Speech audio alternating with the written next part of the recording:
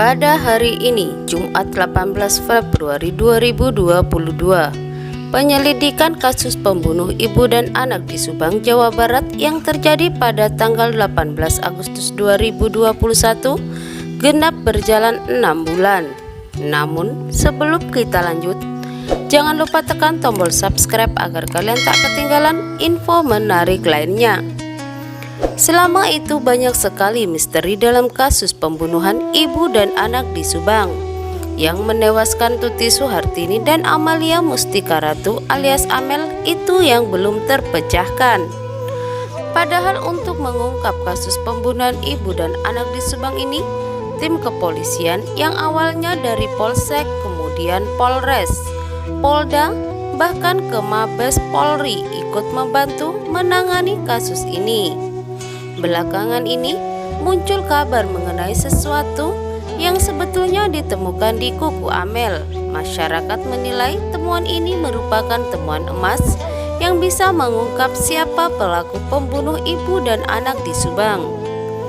Menurut Anjas Asmara, temuan sesuatu di kuku Amel itu sebenarnya sudah muncul setelah tim penyidik dari Mabes Polri yang dipimpin ahli forensik Dr. Sumi Hastri melakukan autopsi kedua jasad korban pembunuhan ibu dan anak di Subang pada hari Sabtu 2 Oktober 2021.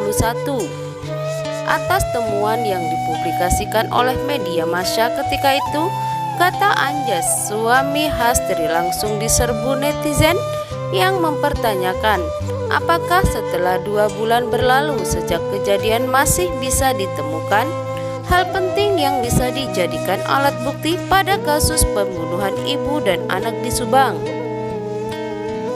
Saat itu, Dr. Hastri mengatakan masih bisa sekali karena lokasi makam kedua korban termasuk tanah yang kering sehingga hal-hal penting yang sedang diteliti saat itu masih bisa, kata Anjas menirukan jawaban Dr. Hastri. Meski Dr. Hastri ketika itu tidak mengatakannya secara eksplisit, temuan sesuatu di kuku Amel disebut oleh media massa sebagai penemuan emas. Penemuan penting yang bisa menjadi petunjuk yang mengarah kepada siapa tersangka di balik kasus pembunuhan ibu dan anak di Subang ini. Menyusul temuan sesuatu di kuku Amel, ketika itu juga disebutkan adalah seorang saksi kasus pembunuhan ibu dan anak di Subang. Dari ratusan lebih saksi yang sudah diperiksa hingga saat ini yang memiliki luka di bagian tubuhnya. Namun oleh tim pengacaranya, jelas Anjas Asmara diklarifikasi bahwa luka di bagian tubuh salah seorang saksi kasus pembunuhan ibu dan anak di Subang itu karena diakibatkan oleh alergi dan akibat kecelakaan saat membersihkan sesuatu. Apakah itu sangat kebetulan ataukah ini kebetulan belaka? Ataukah ini tidak ada hubungannya? Atau ya, ini yang beredar di masyarakat, kata Anjas soal klarifikasi tim pengacara penyebab luka di tubuh saksi yang oleh Anjas tidak disebutkan namanya itu. Dugaan yang berkembang bahwa berdasarkan temuan hasil autopsi kedua dalam kuku Amel, kemungkinan ada kulit dari orang yang melakukan eksekusi di hari kejadian pada tanggal 18 Agustus 2021, kata Anjas hal itu kecil bisa terjadi. Kalau hal itu ditemukan pada autopsi yang pertama, itu sangat kemungkinan sekali. Tapi di autopsi kedua, kalau ada garukan atau sesuatu hal yang tertinggal, misalnya kulit mati dari si pelaku, di kuku Amel itu sangat kecil untuk ditemukan, kata Anjas. Alasannya jelas, Anjas. Pertama, karena kejadian pembunuhan ibu dan anak di Subang sudah lebih dari sebulan. Kedua, Amel sebelum dimakamkan sudah dimandikan, dibersihkan, dan itu bisa menghilangkan banyak jejak-jejak yang bisa mengarah kepada para pelaku. Namun begitu, kata Anjas, secara logika soal cakaran itu bisa ditelusuri dengan mengecek jenis kukunya Amel. Jari-jari Amel Bisa disimulasikan jika tangan Amel mencakar seseorang. Nanti akan kelihatan luka cakar tersebut adalah benar luka yang diduga milik salah satu orang yang dicurigai. Apakah luka tersebut karena kemungkinan kecelakaan, atau mungkin karena tercakar kucing, atau karena tercakar manusia? Kalaupun tercakar manusia, apakah ini identik tipikal dengan kukunya Amel? Itu kan sudah ada foto-fotonya, kata Anjas. Untuk mengungkap kasus pembunuhan ibu dan anak di Subang yang sudah berjalan 6 bulan ini, Anjas Asmara mengatakan kemungkinannya kecil jika penyidik hanya relai pada keterangan-keterangan saksi saja.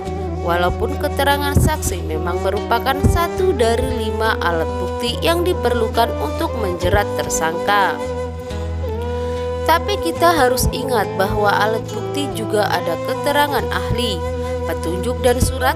Harusnya adalah ketiga hal ini yang berhubungan ilmu pengetahuan ilmiah adalah lebih relainya ke sini. Karena dengan hanya mendengarkan keterangan saksi saja, itu sudah pasti akan banyak distorsi, ujar Anjas.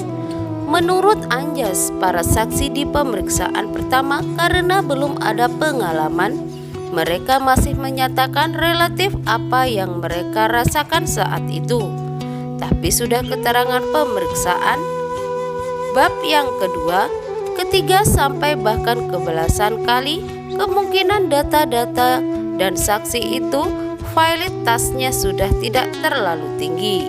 Kalau yang awal kemungkinan bisa 50-80%. Tapi sudah keterangan kedua di bab itu, menurut aku sih validitinya harus dipertanyakan. Lihat konteksnya seperti apa, tidak bisa kita generalisasikan, tergantung dari pertanyaan sendiri, kata Anjas. Jika benar ada sesuatu di kuku Amel yang bisa menjadi petunjuk, tegas Anjas Asmara, harus segera diambil tindakan oleh penyidik.